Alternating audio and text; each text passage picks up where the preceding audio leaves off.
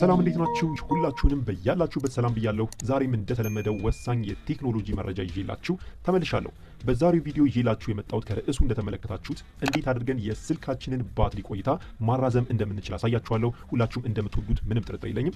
በዚህ ቪዲዮ ላይ ሁለት ነገሮችን ነው የምንመለከተው።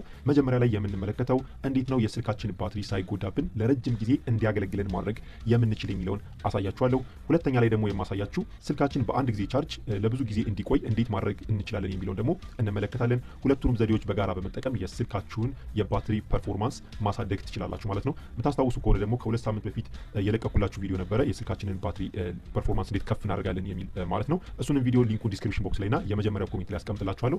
እሱንም ተመልከቱትና ሰፋ ያለ እውቀት ይኖራችኋል። ከዛም ሁለቱንም ዘዴዎች አንድ ላይ በማድረግ የስልካችንን ባትሪ ፐርፎርማንሱን ከፍ ማድረግ እንችላለን ማለት ነው። ይህንን ቪዲዮ ደግሞ ላይክ አድርጋችሁ መጀመራችሁን አትርሱ። እንደዚህ አይነት ጠቃሚ ነገር እንዳቀብላችሁ ያበረታታኛል። እንዲሁም ለዚህ ቻናል አዲስ ከሆናችሁ ሰብስክራይብ በማድረግ የዚህ ቤተሰብ አካል መሆን ትችላላችሁ። ጊዜ ሳናባክን በቀጥታ ወደ ዘዴዎቹ እንግባ። እሺ መጀመሪያ ላይ ለምናደርገው አፕሊኬሽን ያስፈልገናል። እሱ ወሳኝ አፕሊኬሽን አለ። እሱን ዳውንሎድ እናደርጋለን ማለት ነው። አፕሊኬሽኑን ከዚህ በፊት ማሳይቻችሁ ነበረ።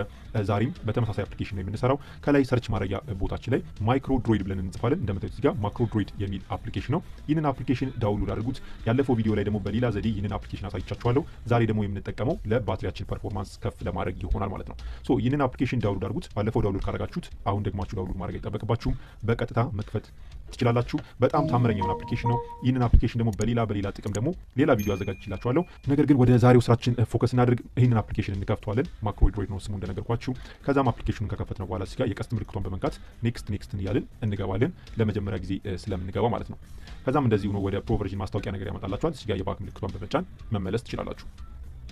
እሺ በመቀጠል ብዙ አይነት አማራጮች ይመጣላችኋል። እኛ የምንፈልገው እዚህ ጋር አድ ማክሮ የሚል አለ። እሱን አድ ማክሮ የሚለውን እንነካለን።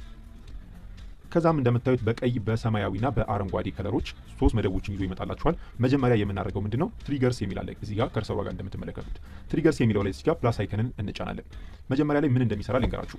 ስልካችንን ባትሪ ቻርጅ ስናደርግ አብዛኞቻችን ማታ ላይ ቻርጅ ሰክተን እናድራለን፣ ወይም ደግሞ ቀን ላይ ቻርጅ ሰክተን ወጥተን እንሄዳለን። በዛን ሰዓት ስልካችን ቻርጅ ያደርግና 100% ይሞላል። ከዛም ከ100% በኋላ ስለማንነቅለው ብዙ ቻርጅ ሲያደርግ ይቆያል ማለት ነው። ይህም ኦቨር ቻርጅ በማድረግ ስልካችንን ባትሪ በጣም ይጎዳዋል። ሪኮመንድ የሚደረገው ከ80% ከፍ እንዳይል ከ30% ደግሞ ዝቅ እንዳይል ነው። ነገር ግን ይህንን ነገር አናደርግም ማለት ነው። ሶ አሁን ይህ ምንድነው የሚያደርግልን? ቻርጅ ሰክተነው ስንተኛ ወይም ደግሞ ቻርጅ ሰክተን ብንወጣ 100% ሲሞላ ስልካችን በራሱ ያሳውቀናል ማለት ነው። ይጮሃል። 100% ሞልቻለሁ ይለናል። በዛን ሰዓት ስልካችንን ባትሪ እንነቅላለን። የመጀመሪያው ዘዴ እሱ ነው።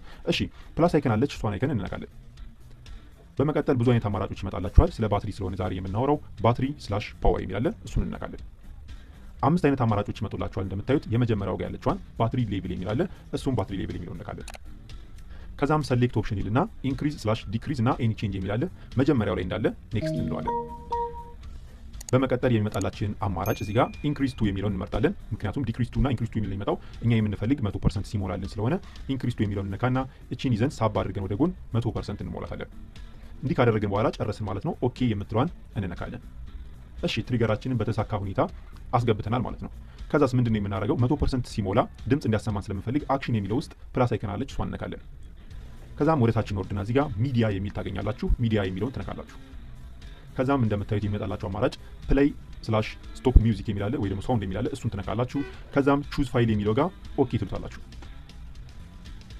በመቀጠል ስልካችሁ ላይ ያለን የሙዚቃ ወይም ደግሞ የድምጽ ፋይል የፈለጋችሁት መምረጥ ትችላላችሁ። እኔ እስቲ ራንደምሊ አንዱን ልምረጥና ከዛም ላሳያችሁ። እሺ አንዱን ሰሌክት አደረግኩ። ከላይ እዚህ ጋር ሰሌክት አደረግኩና አስገባውለት። እንደምትመለከቱት ሁሉ ነገር አስገብቼ ጨርሻለሁ። ትሪገርም አክሽንም ሞልቶልኛል። ከላይ ኔም አስገባ ይላችኋል። ማክሮ ኔማችሁን እዚህ ጋር ደስ ያላችሁ መጻፍ ትችላላችሁ። እኔ እዚህ ጋር ለምሳሌ ኢዋይ ልበለው እይታ ዩቲዩብ ማለት ነው። ከዛም እዚህ ጋር ያለችዋን የፕላስ አይከን አለች ስክሪኗ ጋር እንደምትመለከቷት እሷን አንዴ እንነካና ማክሮአችንን ሴቭ እናደርገዋለን። ማስታወቂያ ሲመጣ ክል ውስጥ ትሉታላችሁ።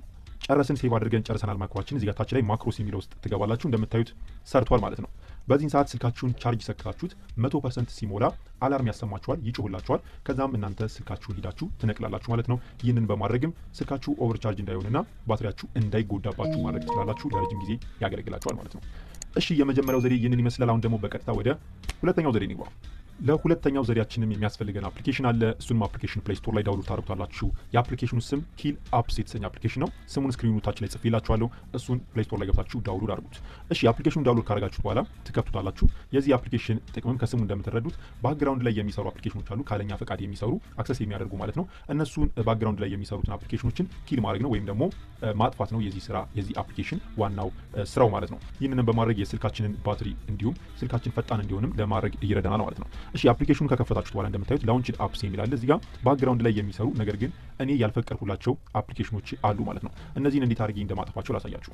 እሺ ለምሳሌ አሁን እኔ ፌስቡክ እየተጠቀምኩ አይደለም፣ ነገር ግን ፌስቡክ እንደምታዩት ባክግራውንድ ላይ እየሰራ ነው። እሺ ምንድነው የማደርገው? በጎን በኩል የኤክስ ምልክት አለች። እሷን ኤክስ ምልክት ነካለው። እንደምታዩት ስታርቲንግ ብሎኛል። ፌስቡክን ከባክግራውንድ ያጠፋልኛል ማለት ነው። እሺ እንደምታዩት 100% አድርጎ ጨርሶልኛል። እንደዚህ እያደረጋችሁ እያንዳንዱን የማትፈልጉትን አፕሊኬሽን ከባክግራውንድ ማስወገድ ትችላላችሁ። ከዛም የስልካችሁን ባትሪ ይቆጥብላችኋል፣ እንዲሁም ደግሞ ስልካችሁን ፈጣን ለማድረግም ይረዳችኋል ማለት ነው። እሺ ይህንንም አፕሊኬሽን ዳውንሎድ አድርጋችሁ ተጠቀሙበት። የዛሬው ቪዲዮ ይህንን ይመስል ነበረ። እንደወደዳችሁት እንደተጠቀማችሁበት ተስፋ አድርጋለሁ። በቀጣይ በአሪፍ ቪዲዮ እስከምንገናኝ